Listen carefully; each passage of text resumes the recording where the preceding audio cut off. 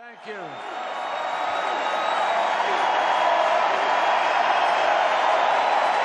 Thank you. Thank you. Thank you. Thank you so much. Thank you. Thank you so much. Thank you. Thank you. Thank you. I'm John Kerry, and I'm reporting for duty.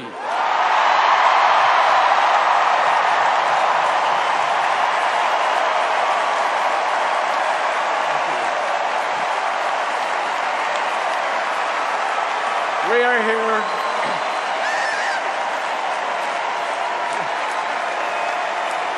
Thank you. We are here tonight. We are here tonight because we love our country. We're proud of what America is and what it can become. My fellow Americans, we're here tonight united in one purpose: to make America stronger at home and respected in the world. A great American novelist wrote that you can't go home again. He could not have imagined this evening. Tonight, I am home. Home where my public life began, and those who made it possible live. Home where our nation's history was written in blood, idealism, and hope. Home where my parents showed me the values of family, faith, and country. Thank you. Thank you, all of you, for a welcome home I will never forget. I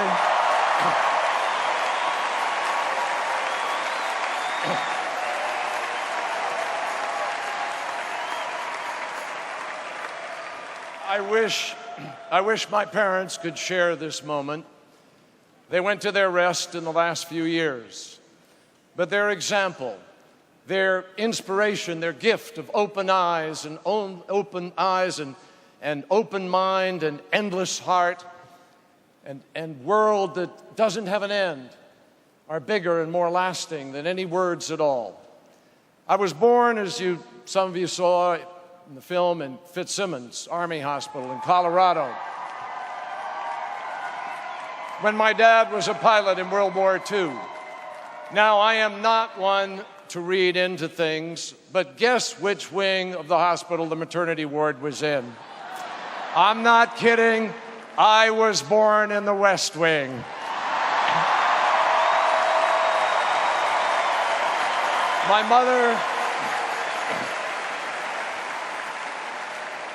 My mother was the rock of our family, as so many mothers are. She stayed up late to help me with my homework. She sat by my bed when I was sick. She answered the questions of a child who, like all children, found the world full of wonders and mysteries. She was my den mother when I was a Cub Scout, and she was so proud of her 50-year pin as a Girl Scout leader. She gave me her passion for the environment. She taught me to see trees as the cathedrals of nature. And by the power of her example, she showed me that we can and must complete the march towards full equality for all women in the United States of America.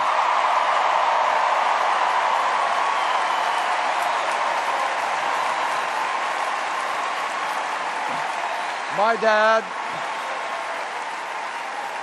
dad did the things that a boy remembers. My dad did the things that a boy remembers. He gave me my first model airplane, my first baseball mitt, my first bicycle. He also taught me that we are here for something bigger than ourselves. He lived out the responsibilities and the sacrifices of the greatest generation to whom we owe so much.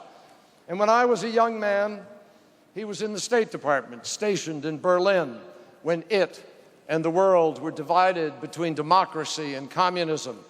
I have unforgettable memories of being a kid mesmerized by the British, French, and American troops, each of them guarding their own part of the city, and Russians standing guard on that stark line separating east from west.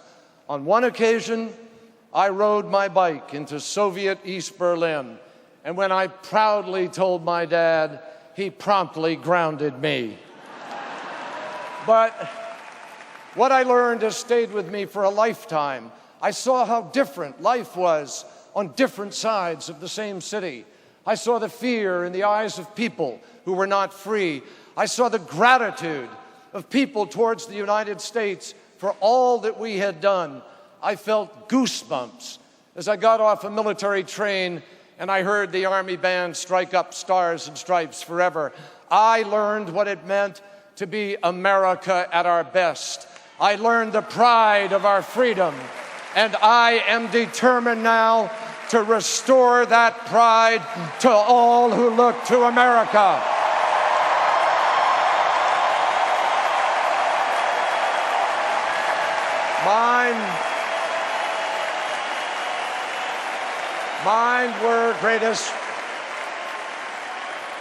Mine were greatest generation parents, and as I thank them, we all join together to thank a whole generation for making America strong, for winning World War II, winning the Cold War, and for the great gift of service which brought America 50 years of peace and prosperity.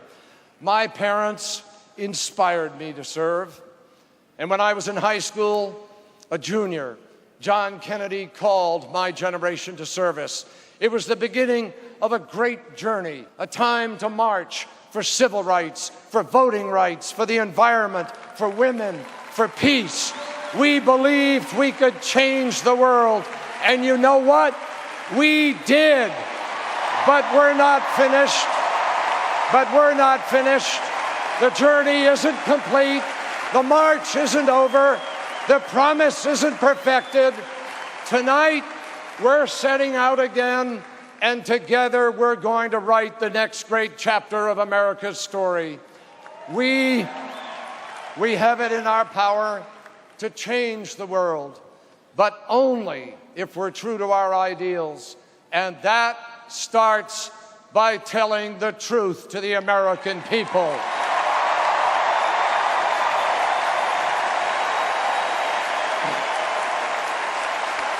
As President, that is my first pledge to you tonight. As President, I will restore trust and credibility to the White House.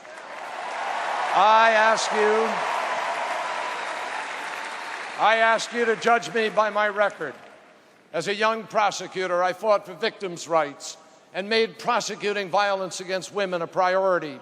When I came to the Senate, I broke with many in my own party to vote for a balanced budget because I thought it was the right thing to do. I fought to put 100,000 police officers on the streets of America. And then I reached out across the aisle with John McCain to work to find the truth about our POWs and missing in action, and to finally make peace in Vietnam.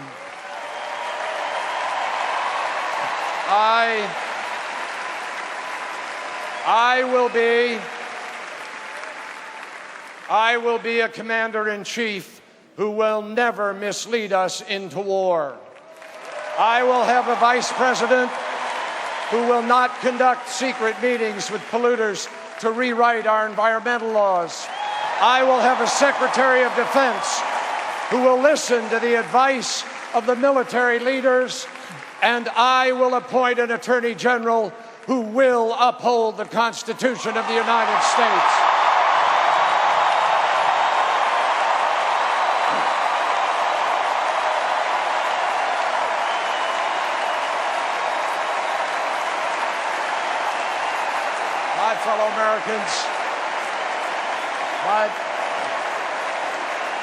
My fellow Americans, this is the most important election of our lifetime.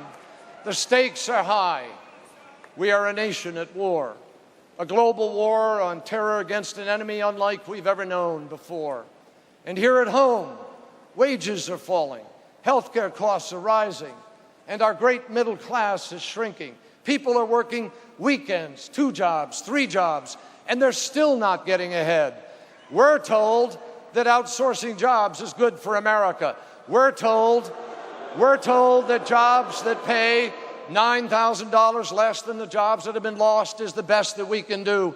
They say this is the best economy that we've ever had. And they say anyone who thinks otherwise is a pessimist. Well, here is our answer. There is nothing more pessimistic than saying that America can't do better.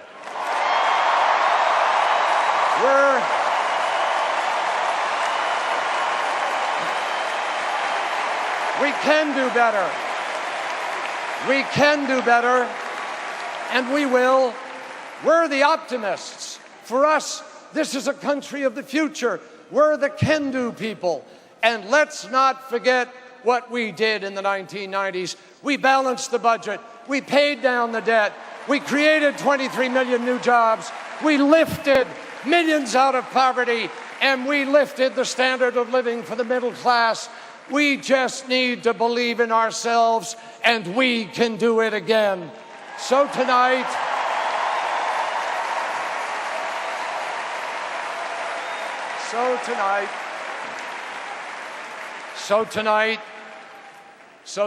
in the city where America's freedom began, only a few blocks from where the sons and daughters of liberty gave birth to our nation, here tonight, on behalf of a new birth of freedom, on behalf of the middle class who deserve a champion and those struggling to join it who deserve a fair shot, for the brave men and women in uniform who risk their lives, and for their families who pray for their return, for all those who believe that our best days are ahead of us, with great faith in the American people, I accept your nomination for President of the United States.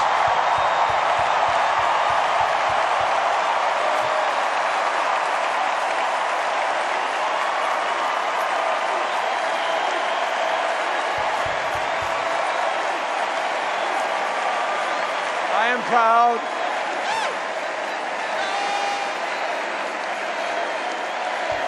Thank you. Thank you. Thank you. Thank you. I am proud. I am proud that at my side will be a running mate whose life is the story of the American dream and who's worked every day to make that dream real for all Americans. Senator John Edwards of North Carolina and his wife Elizabeth and their family. Thank you.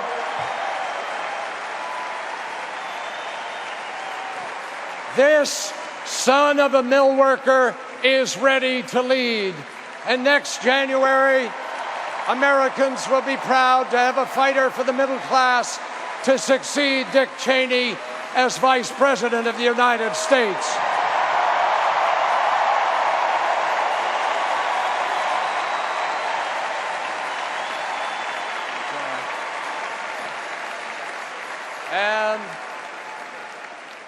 And what can I say about Teresa?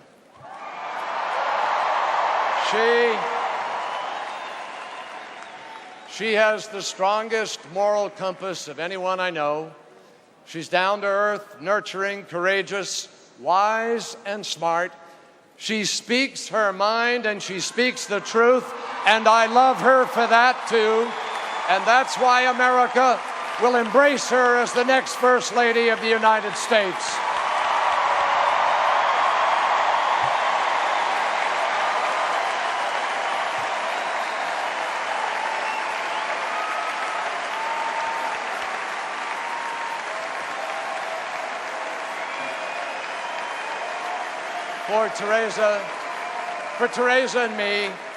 For Teresa and me, no matter what the future holds or the past has given us, nothing will ever mean as much as our children, as you could sense listening to them.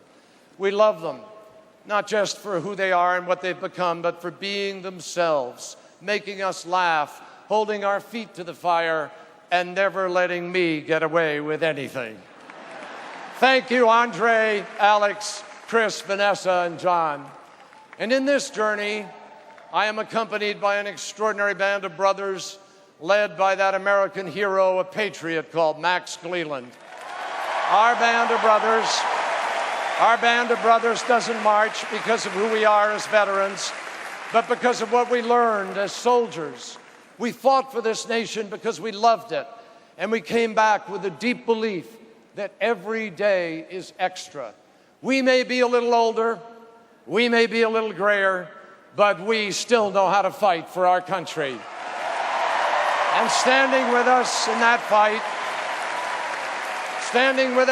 fight are those who shared with me the long season of the primary campaign. Carol Moseley Braun, General Wesley Clark, Howard Dean, Dick Gebhardt, Bob Graham, Dennis Kucinich, Joe Lieberman, Al Sharpton. To all of you, I say thank you for teaching me and testing me, but mostly we say thank you for standing up for our country and for giving us the unity to move America forward. My fellow Americans, the world tonight is very different from the world of 4 years ago, but I believe the American people are more than equal to the challenge.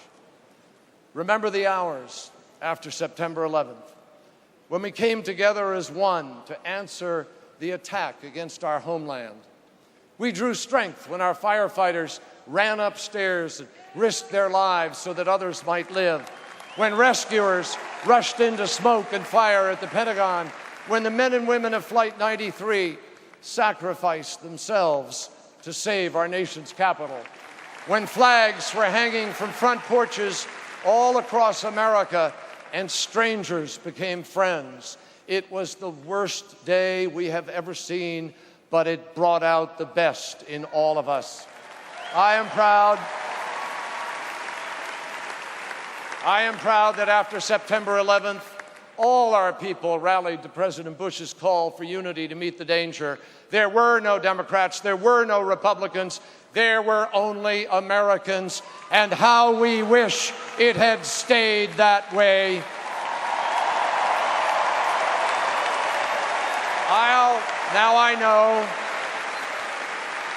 Now I know that there are those who criticize me for seeing complexities, and I do, because some issues just aren't all that simple. Saying there are weapons of mass destruction in Iraq doesn't make it so. Saying we can fight a war on the cheap doesn't make it so. And proclaiming mission accomplished certainly doesn't make it so. As president, I will ask the hard questions and demand hard evidence. I will immediately reform the intelligence system so policy is guided by facts and facts are never distorted by politics. And as president, I will bring back this nation's time-honored tradition. The United States of America never goes to war because we want to. We only go to war because we have to. That is the standard of our nation.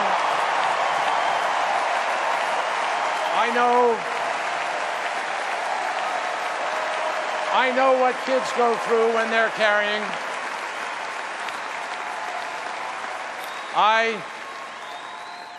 I know what kids go through when they're carrying an M16 in a dangerous place and they can't tell friend from foe. I know what they go through when they're out on patrol at night and they don't know what's coming around the next bend. I know what it's like to write letters home telling your family that everything's all right when you're just not sure that that's true. As president, I will wage this war with the lessons I learned in war. Before you go to battle, you have to be able to look a parent in the eye and truthfully say, I tried everything possible to avoid sending your son or daughter into harm's way, but we had no choice. We had to protect the American people, fundamental American values, against a threat that was real and imminent. So lesson number one, this is the only justification for going to war. And on my first day in office, I will send a message to every man and woman in our armed forces. You will never be asked to fight a war without a plan to win the peace. I know what we have to do in Iraq. I know what we have to do in Iraq. We need a president who has the credibility to bring our allies to our side and share the burden, reduce the cost to American taxpayers, reduce the risk to American soldiers. That's the right way to get the job done and bring our troops home. Here is the reality. That won't happen. That won't happen until we have a president who restores America's respect and leadership so we don't have to go it alone in the world. And we need to rebuild our alliances so we can get the terrorists before they get us. I defended this country as a young man, and I will defend it as president.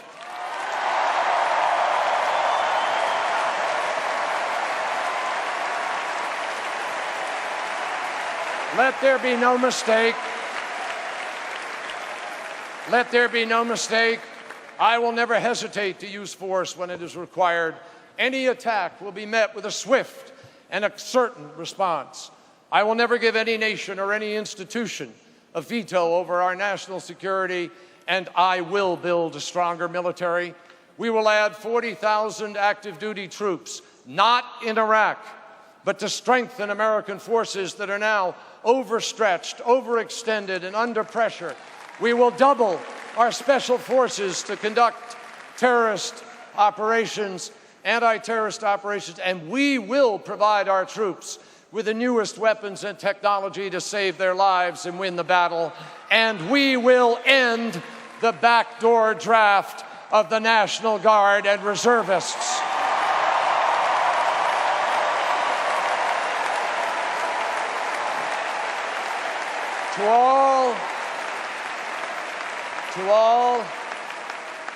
To all who serve in our armed forces today, I say, help is on the way.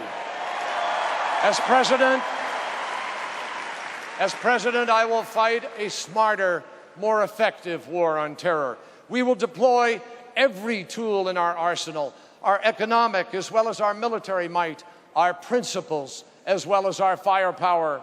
In these dangerous days, there is a right way and a wrong way to be strong. Strength is more than tough words.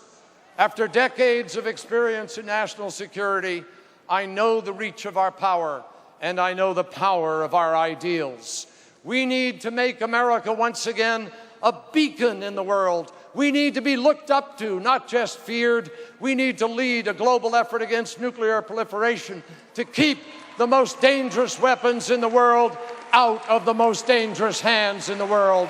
We need a strong military, and we need to lead strong alliances. And then with confidence and determination, we will be able to tell the terrorists, you will lose and we will win. The future doesn't belong to fear, it belongs to freedom.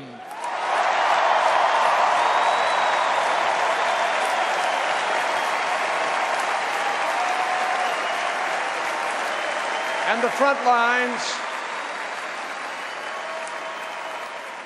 front lines of this battle are not just far away.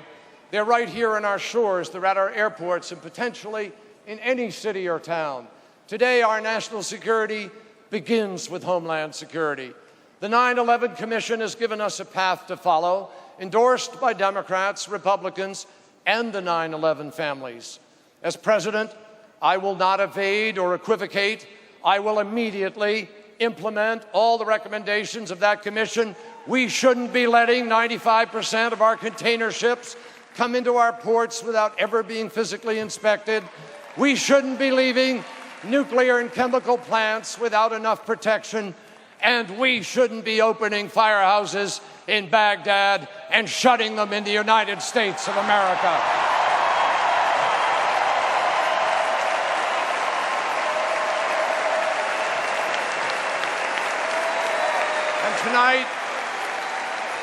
And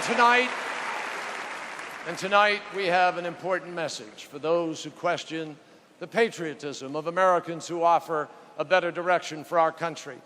Before wrapping themselves in the flag and shutting their eyes to the truth and their ears, they should remember what America is really all about. They should remember the great idea of freedom for which so many have given their lives. Our purpose now is to reclaim our democracy itself. We are here to affirm that when Americans stand up and speak their minds and say America can do better, that is not a challenge to patriotism. It is the heart and soul of patriotism.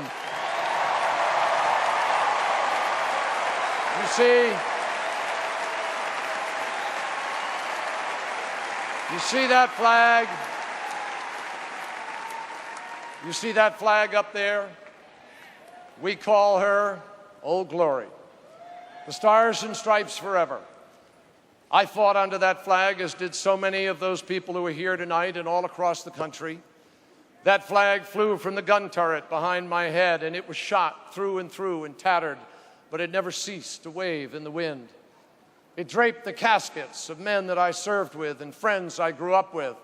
For us, that flag is the most powerful symbol of who we are and what we believe in, our strength, our diversity, our love of country, all that makes America both great and good. That flag doesn't belong to any president. It doesn't belong to any ideology.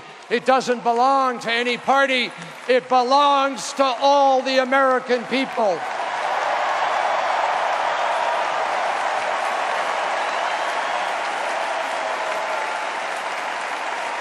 My fellow citizens,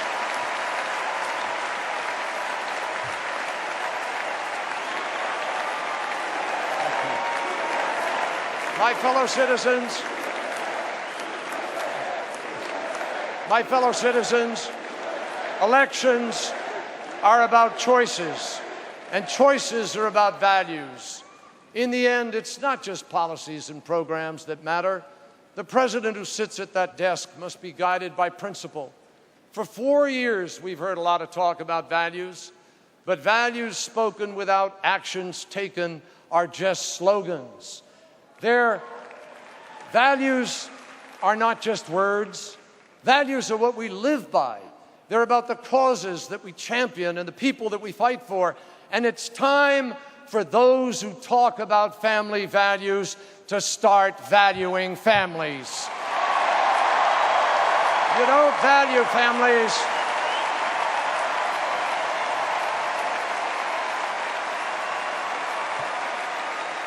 You don't value families. You don't value families by kicking kids out of after-school programs and taking cops off the streets so that Enron can get another tax break. We believe in the family value of caring for our children and protecting the neighborhoods where they walk and they play. And that is the choice in this election. You don't value families by denying real prescription drug coverage to seniors so big drug companies can get another windfall profit. We believe in the family value expressed in one of the oldest commandments, honor thy father and thy mother. As president, I will not privatize Social Security. I will not cut benefits. And together, we will make sure that senior citizens never have to cut their pills in half because they can't afford life-saving medicine. And that is a choice in this election. You don't value families if you force them to take up a collection to buy body armor for a son or daughter in the service, if you deny veterans health care, or if you tell middle-class families to wait for a tax cut so the wealthiest among us can get even more. We believe in the value of doing what's right for everyone in the American family, and that's the choice in this election. We believe that what matters most is not narrow appeals masquerading as values, but the shared values that show the true face of America. Not narrow values that divide us, but the shared values that unite us. Family, faith, hard work, opportunity and responsibility for all, so that every child, every adult, every parent, every worker in America has an equal shot at living up to their God-given potential. That is the American dream and the American value.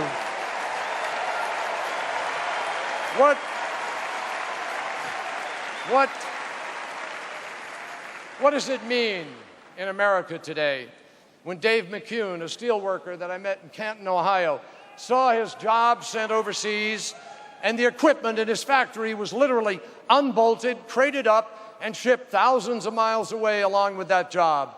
What does it mean when workers I've met have had to train their foreign replacements? America can do better, and tonight we say help is on the way. What does it mean? What does it mean when Marianne Knowles, a woman with breast cancer that I met in New Hampshire, had to keep working day after day through her chemotherapy, no matter how sick she felt, because she was terrified of losing her family's health insurance? America can do better, and help is on the way. What does it mean when Deborah Cromans from Philadelphia, Pennsylvania, works and she saves all her life and finds out that her pension has disappeared into thin air and the executive who looted it has bailed out on a golden parachute? America can do better, and help is on the way. What does it mean when 25% of our children in Harlem have asthma because of hair pollution? We can do better, America can do better, and help is on the way. What does it mean when people are huddled in blankets in the cold, sleeping in Lafayette Park on the doorstep of the White House itself, and the number of families living in poverty has risen by 3 million in the last 4 years? America can do better, and help is on the way. So tonight, we come here to ask, where is the conscience of our country? I'll tell you where it is. I'll tell you where it is. It's in rural and small town America. It's in urban neighborhoods and the suburban main streets. It's alive in the people that I've met in every single part of this land. It's bursting in the hearts of Americans who are determined to give our values and our truth back to our country. We value jobs that actually pay you more than the job that you lost. We value jobs where when you put in a week's work, you can actually pay your bills, provide for your children, lift up the quality of your life. We value an America where the middle class is not being squeezed, but doing better. So here is our economic plan to build a stronger America. First, new incentives to revitalize manufacturing. Second, investment in technology and innovation that will create the good-paying jobs of the future. Third, close the tax loopholes that reward companies for shipping jobs overseas. Instead, we will reward the companies that create and keep the good-paying jobs right where they belong, in the good old USA. We value an America that exports products, not jobs, and we believe American workers should never have to subsidize the loss of their own job. Next, we will trade and we will compete in the world, but our plan calls for a fair playing field. Because if you give the American worker a fair playing field, there's no one in the world that the American worker can't compete against. And we're going to return to fiscal responsibility because it is the foundation of our economic strength. Our plan will cut the deficit in half in 4 years by ending tax giveaways that are nothing more than corporate welfare. And we will make government live by the rule that every family has to live by: pay as you go. And let me tell you what we won't do. We won't raise taxes on the middle class. You've heard a lot of false charges about this in recent months. So let me say straight out what I will do as president. I will cut middle-class taxes. I will reduce the tax burden on small business. And I will roll back the tax cuts for the wealthiest individuals who make over $200,000 a year so we can invest in health care, education, and job creation.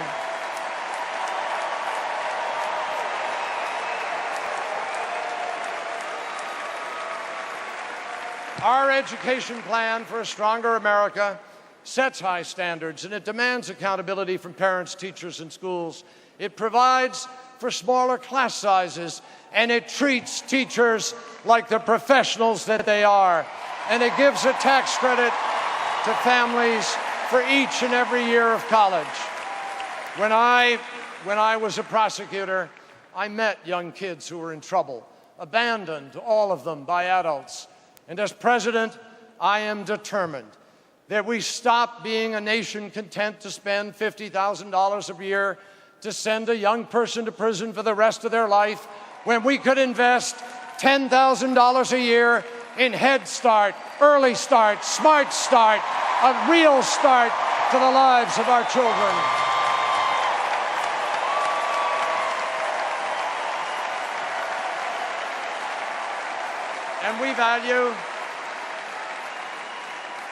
And we value health care that's affordable and accessible for all Americans.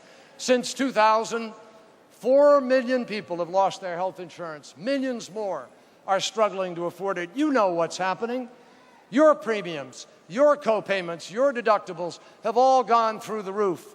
Our health care plan for a stronger America cracks down on the waste and the greed and the abuse in our health care system, and it will save families $1,000 a year on premiums.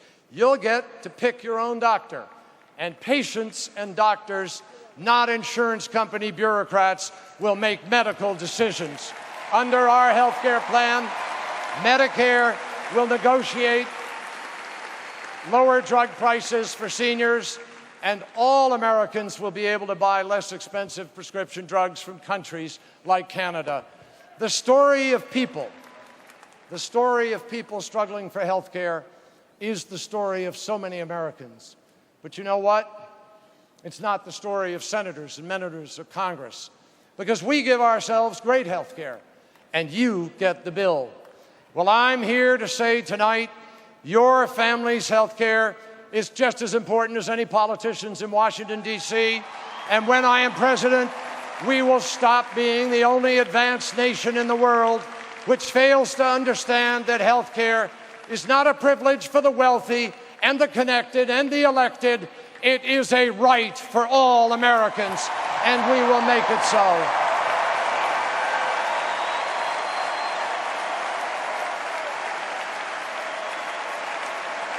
We value an America that controls its own destiny because it's finally and forever independent of Mideast oil. What does it mean for our economy and our national security when we have only 3% of the world's oil reserves, yet we rely on foreign countries for 53% of what we consume? I want an America that relies on its ingenuity and innovation, not the Saudi royal family.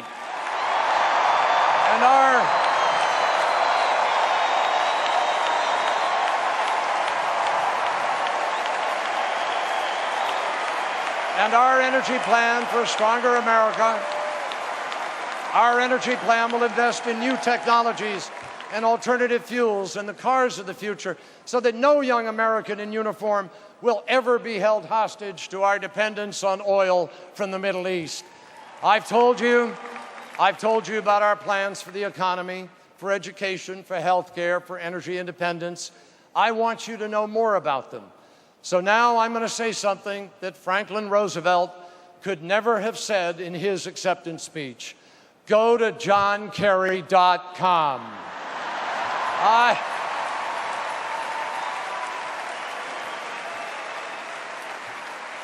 I want to address these next words directly to President George W. Bush. In the weeks ahead, let's be optimists, not just opponents. Let's build unity in the American family, not angry division.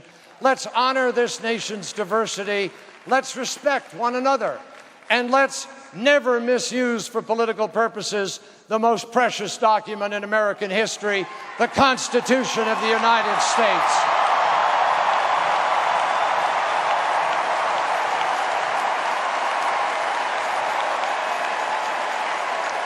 My friends, my friends,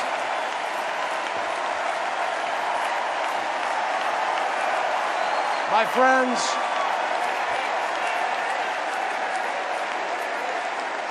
my friends, the high road may be harder.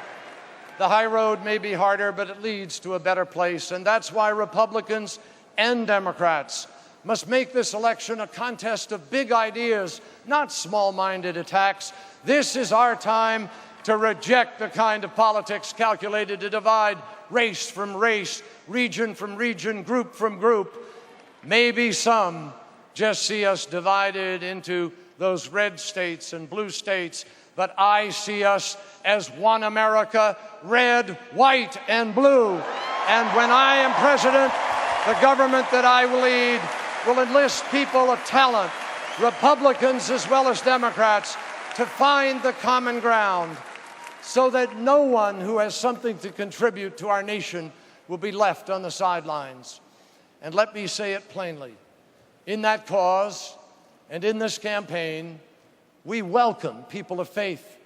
America is not us and them.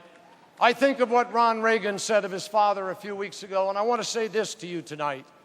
I don't wear my religion on my sleeve, but faith has given me values and hope to live by from Vietnam to this day, from Sunday to Sunday.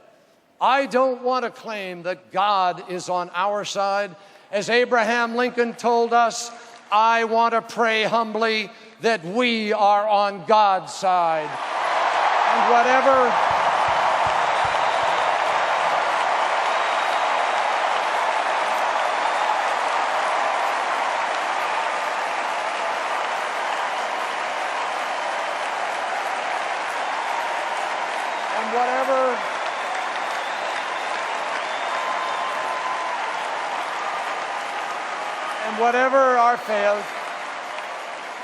whatever our faith, one belief should bind us all. The measure of our character is our willingness to give of ourselves for others and for our country. These aren't Democratic values. These aren't Republican values. They're American values. We believe in them. They're who we are. And if we honor them, if we believe in ourselves, we can build an America that is stronger at home and respected in the world. So much promise stretches before us. Americans have always reached for the impossible, looked to the next horizon and asked, what if? Two young bicycle mechanics from Dayton asked, what if this airplane could take off at Kitty Hawk? It did that, and it changed the world forever. A young president asked, what if we could go to the moon in 10 years? And now we're exploring the stars and the solar systems themselves. A young generation of entrepreneurs asked, what if we could take all the information in a library and put it on a chip the size of a fingernail? We did that, and that too changed the world. And now it's our time to ask, what if? What if we find a breakthrough to Parkinson's, diabetes, Alzheimer's, and AIDS? What if we have a president? What if we have a president who believes in science so we can unleash the wonders of discovery like stem cell research and treat illness for millions of lives? What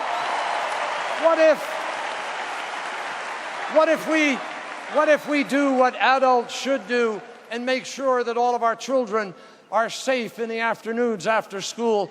What if we have a leadership that's as good as the American dream so that bigotry and hatred never again steal the hope or future of any American? I